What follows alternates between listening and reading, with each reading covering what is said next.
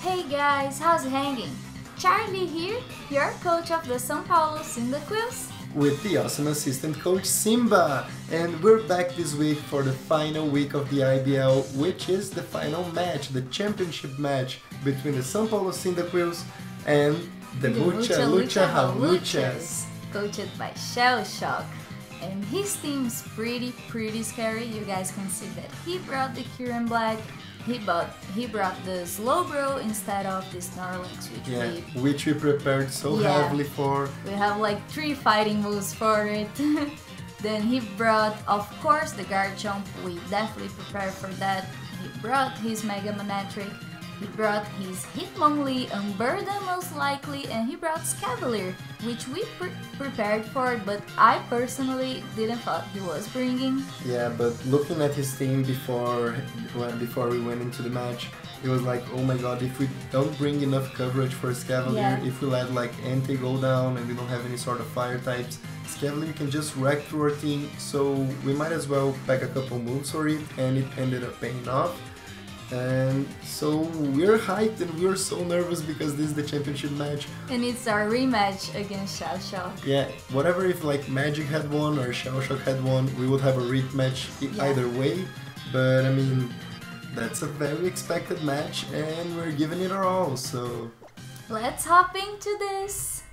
So our plan, like straight out, was lead with Vaporeon, and if he led Garchomp, we'd just Ice Beam it out. And if he led Mega Manectric, we would just go into our Gardevoir to trace the Lightning Rod ability, because he would most likely go into a Thunderbolt or like an electric type attack prediction. But sadly he leads off with the only thing that he could not lead with to wreck our plan, and that's Kieran Black. So we swap immediately as he goes for the straight out kill on our Vaporeon with Fusion Bolt. Gardevoir was very specially defensive, but so is Metagross, and we're thinking Gardevoir could be a switch, but if he went for Fusion Bolt and he revealed to be a mixed Kieran, Gardevoir wouldn't go down straight out. So that was pretty fortunate, it was a pretty cool switch. Yeah, and then he goes into his Cornelius as we find out that he's the bulkiest of bulks. Yeah, with the lefties regenerator. Didn't expect this Slowbro to be like so defensive. It was pretty scary. At the moment we connected, the Meteor Mesh was like, oh my god. So here we go into Gardevoir and trace the regenerator, which is pretty nice. As he sets up a Trick Room and we're like, oh no. He pretends to go into Scavalier the next turn. That's like, this is gonna wreck our team. We gotta make a play. Scavalier is like a 20 speed, so with the Trick Room up, that thing's so scary. So we made the play here, and as you guys can see, we reveal the Hidden Power Fire on Gardevoir as we predict Milady to come in. Great name, by the way. Yeah, I love the name. As it almost goes down to the Hidden Power Fire. Was it AV? Like, I'm not sure. No, if it was AV, it would have taken like half. Oh no, we had this prediction that it might be banded because it goes for a knockoff on our switch into Vaporeon. It gets a crit, and that just did a lot, even with a crit. And it goes for a knockoff again, so we're like, okay, that thing's banded. Yeah, either he predicted a swap, but I don't think so. He might have been choiced. And as you guys can see, Vaporeon always puts in the work. It always takes a hit and knits it up at like a little less than 10 hit points. Yeah, Vaporeon is just awesome. And so here there's no point in saving our Vaporeon, so we just let him get the Burden boost from the Fake Out Normal Gem. And now that the dimensions have normal, so that's awesome. We go into our Constantine that walls him out so hard, so he has to switch. We kinda predicted that, but not into the Cornelius. So we just go into a Toxic, and that's awesome that we landed the Toxic and it wasn't Cornelius. Because so that thing needed to be put on a timer. Yeah, that's totally gonna get hindered. It was a pretty solid play on our part. And we have to swap here because Glasgow is still too valuable. It was the Garchomp. This thing has access to Ice Beam and Scald, so it can't be there. So our AV Gardevoir is gonna come in to start putting in some work as he shows a Toxic back to back. So I mean, this game at this point is like one Pokemon down on each side. It's head to head, 2 Toxic Mons. And right here we didn't actually have Thunderbolt, because Moonblast basically hurts whatever comes into at this moment, or basically his entire squad, bearing Scavalier. Yeah. So we thought to ourselves, let's just click a safe Moonblast. It's gonna do a lot. It's a safe to hit KO on Slowbro. As he predicts the Thunderbolt, I do believe, going to Sweet Kicks because it would hit Thunderbolt, but we go for the Moonblast. And the fake out return would totally wreck Gardevoir. But the Moonblast connects, obviously, and Hitmonlee goes down and out like no questions asked. So we got a solid lead right here, except when he shows the Meliodas. And at this moment we're like, if we decide to swap and he shows Substitute or Swords Dance, we're screwed. I think we lose the game right here and right now, because Thunderous doesn't outspeed and we're gonna lose. So we just sacked our Gardevoir for the sake of a Moonblast on his sub, and we go for Constantine as he takes a moment to get the Stealth Rocks up, which is awesome because we get some solid chip damage on this Meliodas. At this moment Extreme Speed Ante is the only safe answer we have for this Garchomp. Right here he probably went for the Stealth Rocks to force us to defog so he could safely swap in the Slowbro. That's exactly what happens, but this thing is poison, so if it is on the field for like long enough, it's definitely going down. So here we get a safe switch into our Moonlight because it wouldn't go down to a Scald. At this moment our swaps are pretty limited, like Thunder is the only thing that can come in and also the only answer in our team for the physically defensive Slowbro. As he gets the burn on the Scald at turn 1, and I mean that's so unfortunate because now Thunderous cannot switch into the Slowbro again, and we're gonna start to have sack some things off. Yeah, and we're actually Life Orbs, so we're taking like extra chip damage from this burn. At that moment we kinda predicted him not to want to stay in, especially with Garchomp on the back, which could easily absorb the Thunderbolt. And we connect our Focus Blast! We decided to click the Focus Blast for the sake of it, like to hit whatever he decides to switch in, and who would have thought he would switch the Kyurem Black, maybe predicting a Thunderbolt, which he could definitely live, but not a Focus Blast. Not a super effective Focus Blast from Thunderous the monster.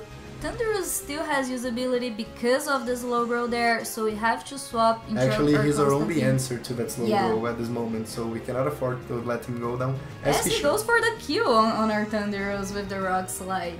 So at this moment we're pretty safe about him having like Sub or Swords Dance, because if he had, he would have showed it up earlier.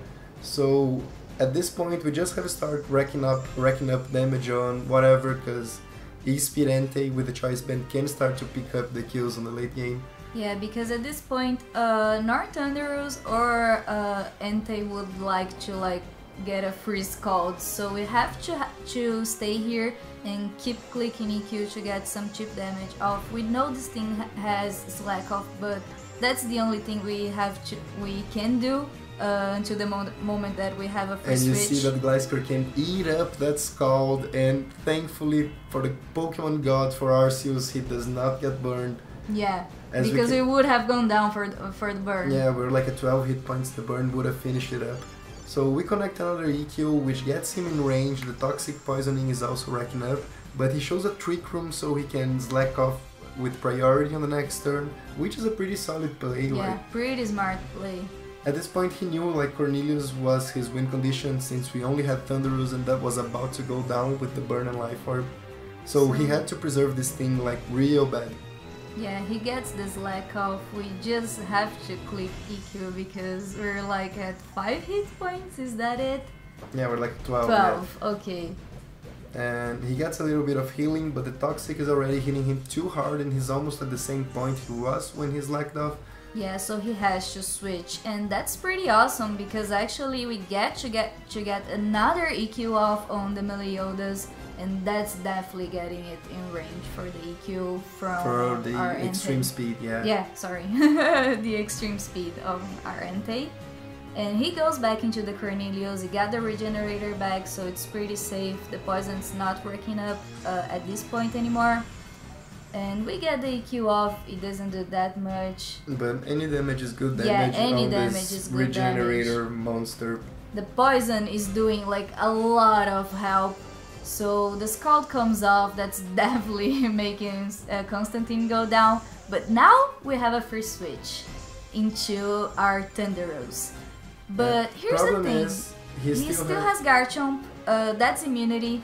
to Electric, and he still has his Mega Manectric, which is not Mega Evolved yet, so it's Lightning Rod, and if he just switches into like a Thunderbolt, it will get you +1. So we couldn't just Thunderbolt this thing.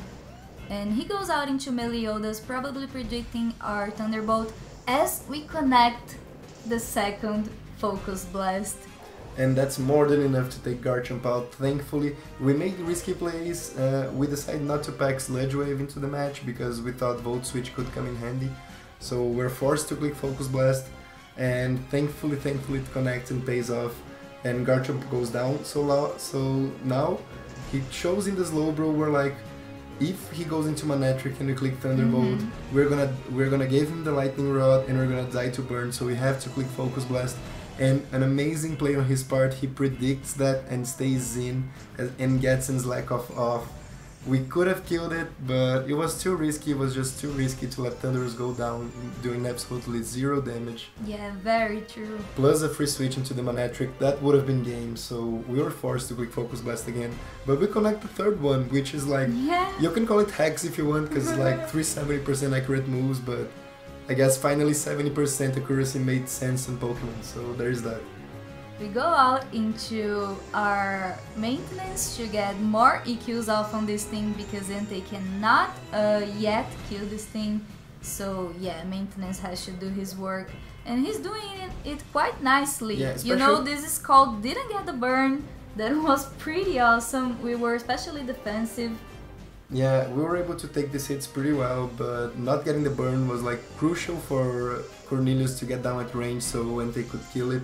Yeah, and we got a crit there. Crit for a crit actually, because he got a crit. Yeah, you couldn't ask this game to be like more fair in my opinion. But right here Cornelius is almost in kill range, so if he wants to preserve that for Entei, he has to swap out into the Manectric, which is huge, because Entei would just pick off the Slowbro, and Mega Manectric cannot take Entei out in one hit no matter what the variant it is. So he had to sack it off and trust Slowbro to finish the job. With the Regenerator and the Toxic stopping to racking up more. So it is on exactly half of its life, I'm pretty sure. And we get our EQ off, it's like almost going down. So our maintenance did its job, and now we have to go into our Entei and hopefully take it out. So this is like the last game we face scenario. It's Entei at last versus his last Pokemon. This time it's not the Mega Manectric, but it's the Slowbro. And Stone Edge is a guaranteed kill, but we cannot afford to miss. So we go for the second hardest hitting move, which is the Flare Blitz. It has a good chance to KO, and we click it. Entei is obviously gonna connect the hit. It's not quite enough. We get the recoil and he gets to get us called off. So Entei will live? Entei will live. Bearing a crit, this was like very unlikely to one-shot the Entei, so he gets a little bit of leftovers recovery, but it really didn't matter the poison because next turn Entei was going to outspeed and was going to finish the job. So actually that kill goes to Gliscor, and with that the championship goes to the São Paulo Cyndaquils, and we're like so excited. When the battle ended, we were like covering our mouths in excitement without we were making... like kind of shocked, did that happen? Did that really happen? Yeah. Is the battle over? So I guess that's it, guys. This is the end of the IBL. This is the last match of the season. And good game, Shell. You definitely brought your best. It was like tied as our last match, as our last match. The game was so exciting. It was like head to head every moment. We honestly couldn't expect for a better finishing match than this. And actually, I have to thank Magic for genning like throughout the season, maybe like 5 different Enteis for us. So because yeah, shout outs to that. Every single Entei, we like took off E-Speed from it, so you had to gen it again, or took out Flare Blitz. Yeah. So thanks for always having our Entei. And thanks to everybody in the league, to all the coaches. We are about to record actually a season analysis, a draft analysis, and like go over everything that happened in the season in more details and all. But no, just watching this replay again just makes me thrilled because I think we put in a lot of work during the season. Yeah, we definitely prepped really hard for so many matches. So now it's good to finally take a rest off of this, knowing that our work did pay off. And great game, Shell. It was an amazing match, like each moment of it. So I guess we'll leave you guys with that. And definitely go check out his side of the battle. But I guess that's it for the IBL for Season 1. I'm very excited. Hopefully we'll get a second season or maybe an off-season with Sun and Moon. So be excited for that, I guess. And thank you so much for every single one of you guys that stick through and cheered for us throughout the whole season, every single game, till now at this point. Definitely that was one of the deciding factors that gave us motivation for that. So that's gonna be it for this video, guys. I hope you enjoyed, and I'll see you guys in the next one. Bye!